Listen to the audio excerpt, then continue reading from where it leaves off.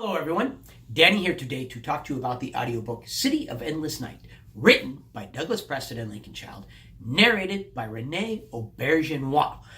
Apologize, Renee, if I mispronounced your name, although I actually think I got it right. Before I get into the book review, though, I have a favor to ask. If you love audiobooks, please subscribe to my channel, turn on notifications, join me in my audiobook journey. Now to the book. This book was offered several months ago as an Audible daily deal, and I jumped on it. Oh, yeah! A Pendergast book is an Audible daily deal? Heck yeah, I'm going to get it. I'm going to put it in my library. I'm going to leave it sit there for that point in time to where I go, okay, I need a good book now. If you listen to my last audiobook review, I told you I needed to go off genre. I had been listening to the same genre for quite a lengthy period of time. And I had found several books within that genre that I absolutely loved. I had also found some books in that genre that I didn't like so much. The books that I didn't like so much, I didn't do reviews on because there were enough books that I loved that I could do reviews on the books that I loved and just ignore the ones that I hadn't. But I was to a point of where, okay, I need to step away. I stepped away. I listened to a couple of books from, kind of the thriller mystery genre. Okay, you know what? I need a safe book here. I'm going to go with City of Endless Night because I know I will enjoy that book. And I was right.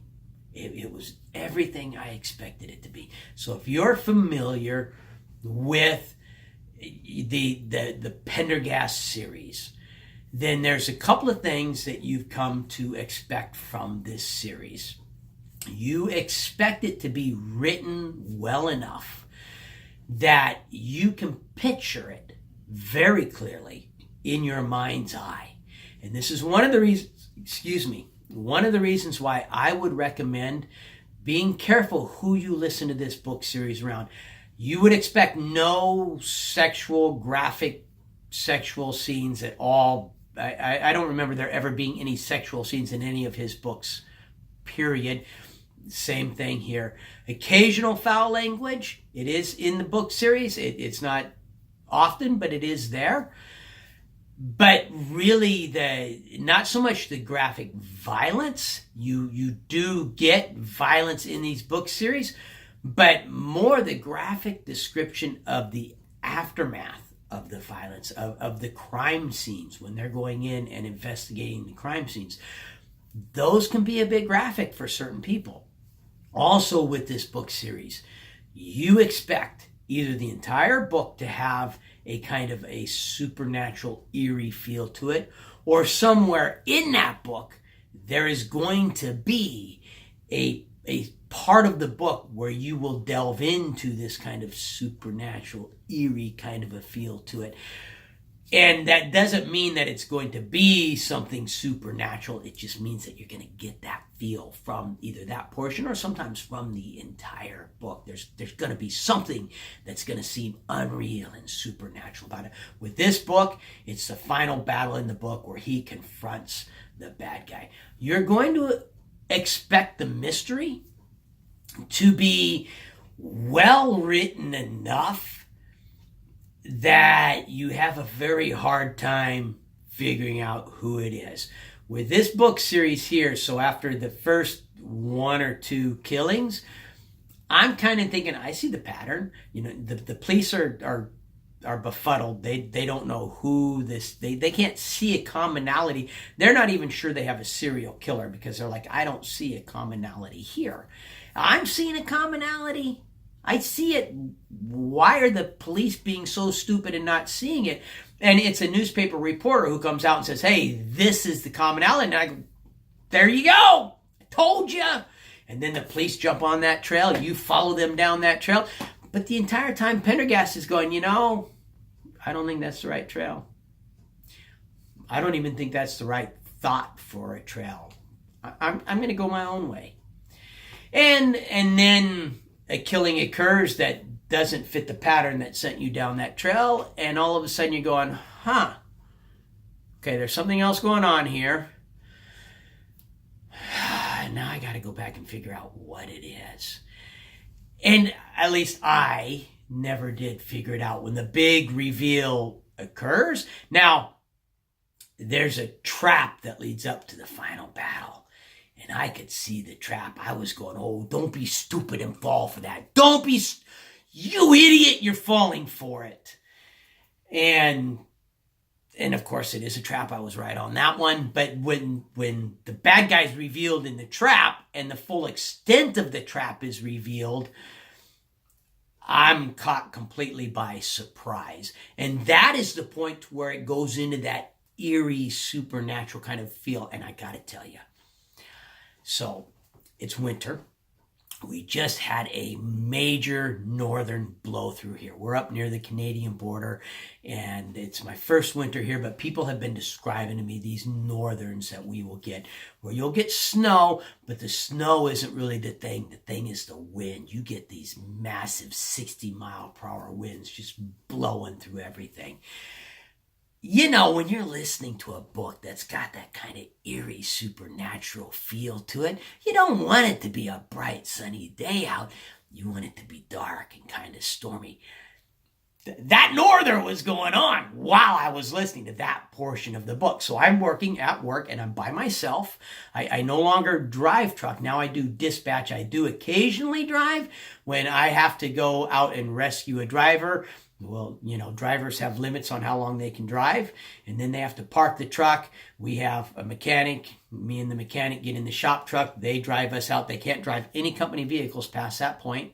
So they'll jump in the shop truck. The mechanic will take them home, and I take and I finish their route out and finish with the set. So I occasionally do drive, but not too often. For the most part, I'm in an office. I'm by myself because I have the night shift. So I'm by myself for 90% of the time. And I'm listening to this eerie part of the story. Now, going to be a little bit of a spoiler here, but not too bad. The final battle occurs in an insane asylum. And it's night, and it's dark, and it's got that really good, eerie, supernatural feel to it. Pendergast is facing an opponent that seems to have him outmatched, and he's at his wit's end trying to figure out how he can solve this. And the guy's a complete nut job, complete lunatic, the bad guy is. And as I'm listening to it, it's dark outside. We've got these 60-mile-per-hour winds hitting the side of the office that I'm in. I can actually see, now it's a newer building, and so you've got storm, double pane storm windows. I can see them bowing in and back out, bowing in and back out as a wind gusts here. I can hear it whistling and howling around me. At times it sounds like police sirens going off. It was perfect. Oh, it got me so into the mood of that scene in this story. And the way that Pendergast ends up winning, which is not a spoiler, you know the guy's going to win, really catches me by surprise. There are always, in the Pendergast series, this is something else that you come to expect. You expect a few side stories, stories that parallel. They may be a minor part of the major mystery. They may just be something that kind of breaks away and do their own thing. You have that in this book. And oftentimes what they do is they give you glimpses into the lives of the people around him. The Pendergast series is a series that if you start from the first book, you can follow the progression of Pendergast's life up to the last book. But you don't have to do that. You can even do like I've done, step away and come back to it. There are changes in Pendergast's life that I was unaware of. His ward, Constant Green, there's a change in his relationship with his ward, Constant Green, that I didn't know about because I've been away from the series for a bit.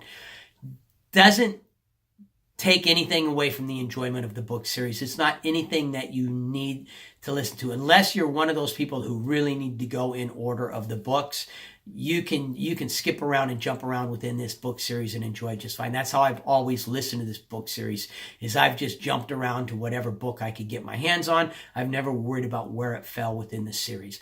Same narrator. They stick with the same narrator, and I'm so very happy that they stick with the same narrator.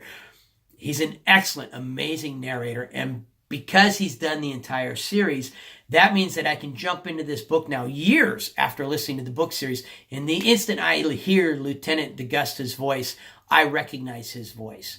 The instant I hear Pendergast's voice, I recognize his voice. The narrator's that good, and they've stuck with it the same way throughout the entire book series. It's one of my favorites. I have never once listened to a single book in the Pendergast series that disappointed me or let me down. I have enjoyed every single book. Some books more than other books, but every single book in the series I have enjoyed. If you like the video, please hit the like button. If you like my channel, subscribe. Turn on notifications. Questions, comments, feedback. It's what the comment section is there for. Put them in there. But most importantly, no matter what else you do today, make sure that today you listen to at least one really good audiobook. And I highly, highly recommend any of the Pendergast series, but definitely City of Endless Night by Douglas Preston and Lincoln Child. Thank you. Have a good day.